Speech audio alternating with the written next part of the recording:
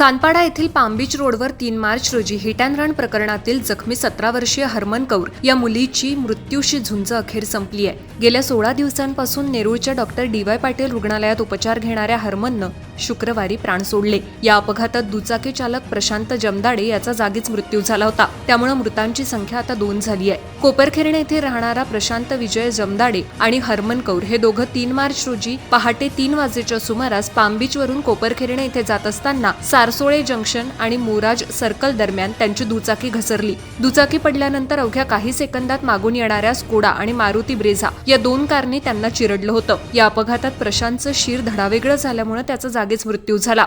अपघातानंतर मदतीसाठी थांबण्याऐवजी दोन्ही कार चालकांनी घटनास्थळावरून पलायन केलं होतं। सानपाडा पोलिसांनी सीसीटीव्ही फुटेजच्या आधारे दोन्ही गाड्यांचा शोध लावून आरोपी सागर सांडा आणि कृष्णा रावरिया यांची ओळख पटवली। या अपघातात हरमनच्या डोक्याला आणि शरीराला गंभीर दुखापत झाली होती। ती अतिदक्षता विभागात दाखल होती, मात्र उपचारादरम्यान ती शुद्धीवर आलीच नाही। त्यामुळे पोलीस तिचा जबाबही नोंदवू शकले नाही। तिचा शुक्रवारी मृत्यू झाला। कोपरखेरणे येथे शोकाकुल वातावरणात तिच्यावर अंत्यसंस्कार करण्यात आले।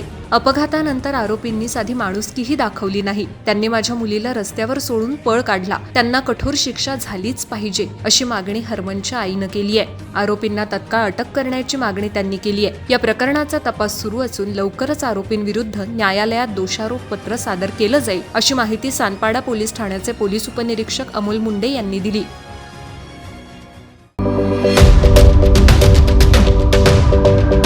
यूट्यूबवर सुद्धा रायगड टाइम्स सर्च करा आणि पहा रायगडच्या कानाकोपऱ्यातील प्रत्येक बित्तम बातमी। आणि हो, लगेच सबस्क्राइब बटनवर क्लिक करायला विसरू नका। रायगड टाइम्स, आपलं चॅनल, आपला आवाज।